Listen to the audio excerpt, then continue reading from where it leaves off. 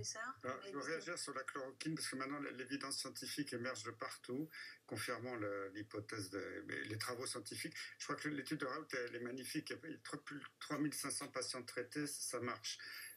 On voit que tous les pays qui ont utilisé massivement la chloroquine ont une mortalité très faible. Et les États-Unis, Trump, quelquefois, il dit un peu n'importe quoi, mais là, il a eu l'intuition quand il a commandé de la chloroquine pour tous les hôpitaux américains. La mortalité aux États-Unis, quand on dit létalité en médecine, c'est le nombre de décès sur le nombre de cas, est 3 fois plus faible qu'en France. La France, aujourd'hui, a le record du monde de la létalité. On est passé devant la Belgique, devant l'Italie, devant l'Espagne. On a 5 fois plus de mortalité par rapport au nombre de cas, par rapport, par exemple, au Portugal, au Maroc, à la Grèce. Et maintenant, il y a des études scientifiques qui commencent à sortir que les pays qui ont utilisé massivement la chloroquine... Mais toutes les études ne disent pas la même chose. C'est parfois un peu compliqué. Quand vous imaginez qu'on vous demande un placebo quand un traitement marche à 98%, c'est du délire scientifique. Je ne peux pas admettre ça. S'il y avait 30% d'efficacité, qu'on veuille un placebo pour montrer que ça marche pas entre 20 et 30%, d'accord, 98% de succès. Il faut arrêter. C'est criminel de continuer à dire que la chloroquine ne marche pas. C'est prouvé, prouvé, prouvé. Et regardez, la létalité à Marseille est beaucoup plus faible que dans toute la France. On dit oui, parce que les Marseillais sont moins malades, ils ont inclus des gens qui n'étaient pas malades. Dans l'étude de Raoult, 63% des gens avaient une pneumonie prouvée par un scanner.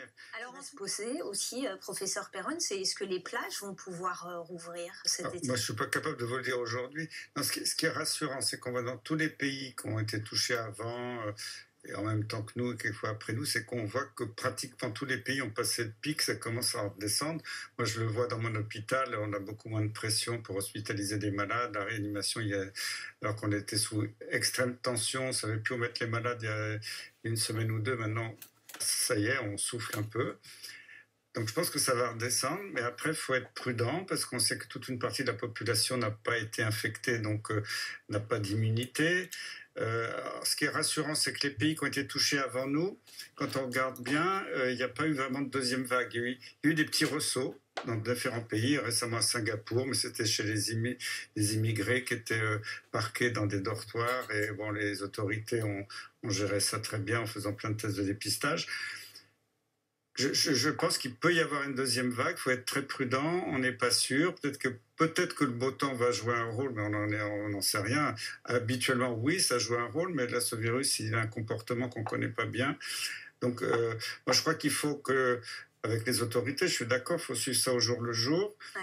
Moi, je suis confiant, là, ça va baisser, là, l'épidémie je dis pas qu'elle va disparaître, mais on voit bien que ça dégringole. Après, il faut se laisser quelques semaines pour voir si ça repart ou pas, s'il y a des bouffées épidémiques qui repartent dans certains... On n'a jamais vu de deuxième grande vague énorme dans aucun pays, donc je ne pense pas que ça va avoir lieu. Mais peut-être qu'il y aura dans certaines villes des petites bouffées épidémiques, et ça va falloir le gérer. Mais je ne peux pas vous dire au jour d'aujourd'hui, je ne suis pas capable de dire si en juillet il y aura... si l'épidémie va repartir.